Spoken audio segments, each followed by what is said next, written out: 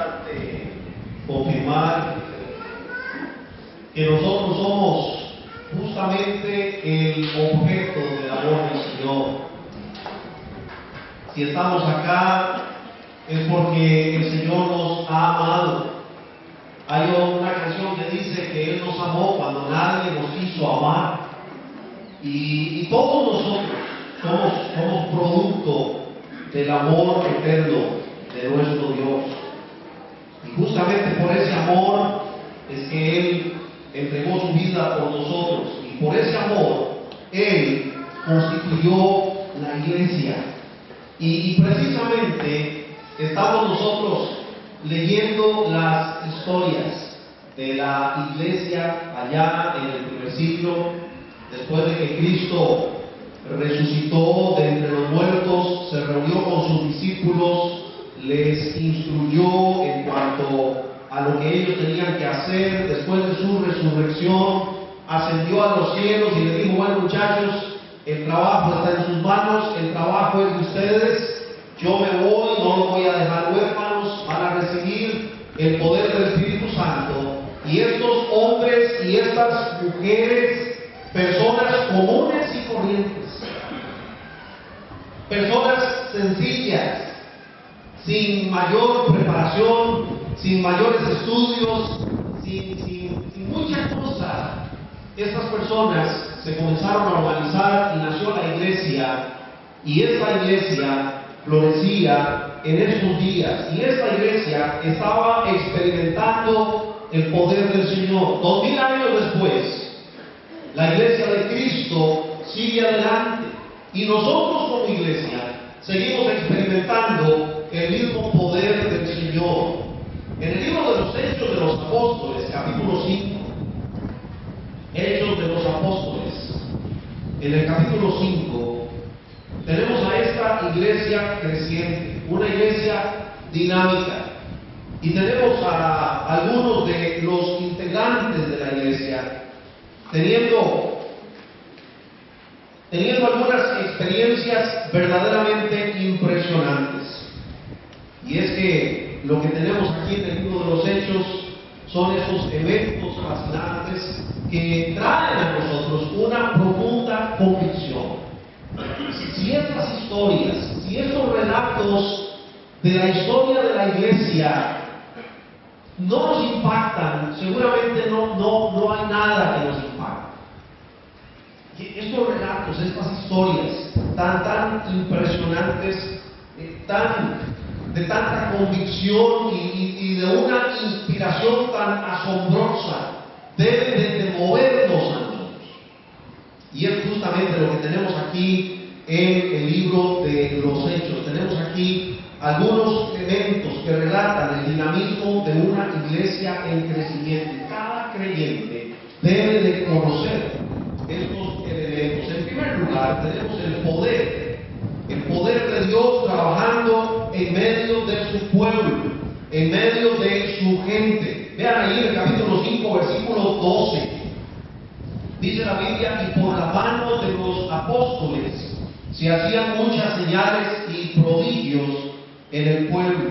Esta evidencia del poder de Dios era mostrada a través de milagros, a través de señales y a través de prodigios. De esto estuvimos considerando el domingo anterior. En el versículo que sigue: y estaban todos unánimes en el pórtico de Salomón. Es importante confirmar que el poder de Dios se demuestra cuando nosotros, la iglesia del Señor, estamos unidos, estamos juntos, tenemos el mismo sentir, tenemos la misma forma de pensar.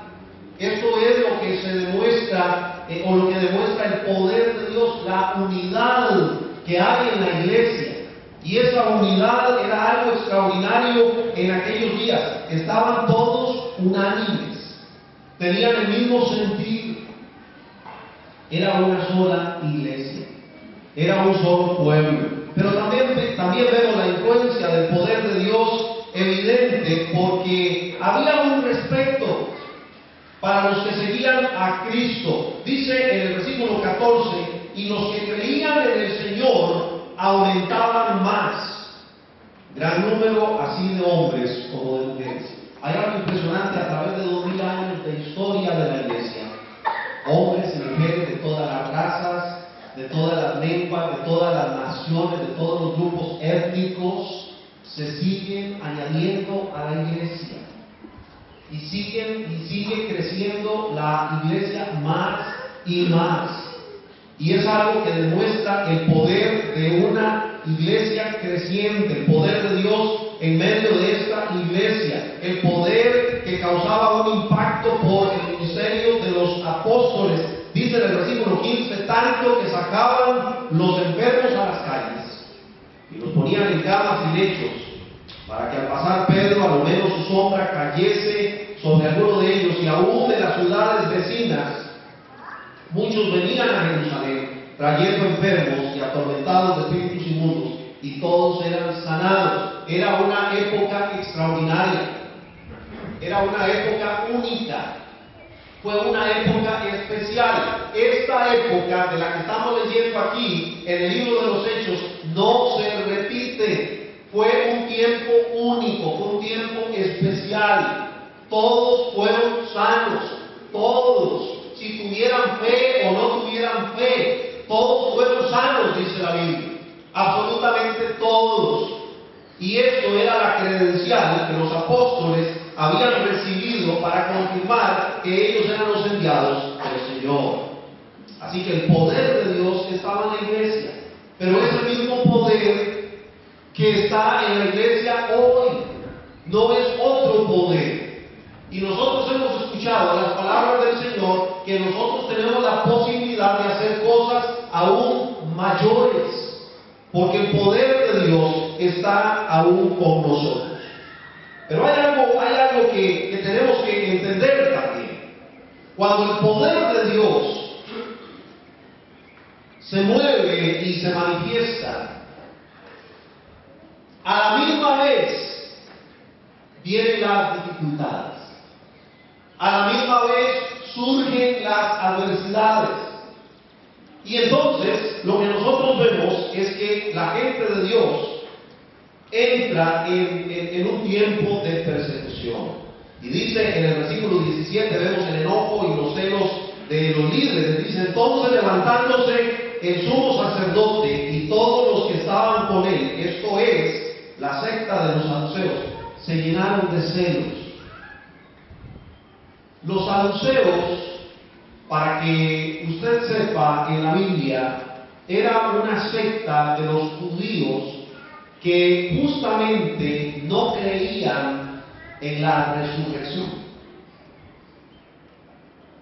Muchos hoy no creen en la resurrección.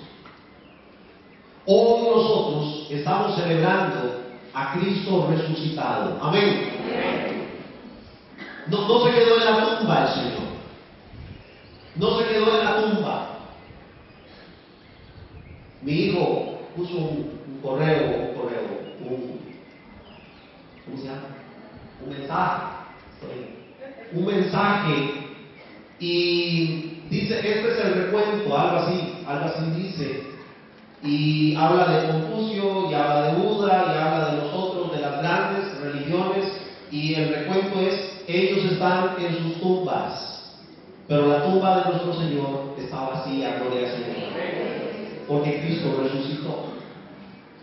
Fíjense que cuando el poder de Dios se comienza a manifestar entre nosotros, Satanás se pone celoso, porque Satanás quiere que sea su poder, no el poder de Dios gobernándonos. Y hay celos, y entonces comienza la persecución y comienzan las luchas aún entre los aspectos religiosos, que hay resurrección o no hay resurrección. Ahora la Biblia confirma, vean ahí en Hechos capítulo 1, por favor.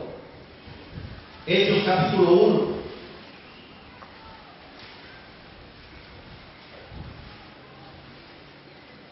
Y comienzo leyendo en el primer versículo, en el primer tratado, oh Teófilo, hablé acerca de todas las cosas que Jesús comenzó a hacer y a enseñar, hasta el día en que fue recibido arriba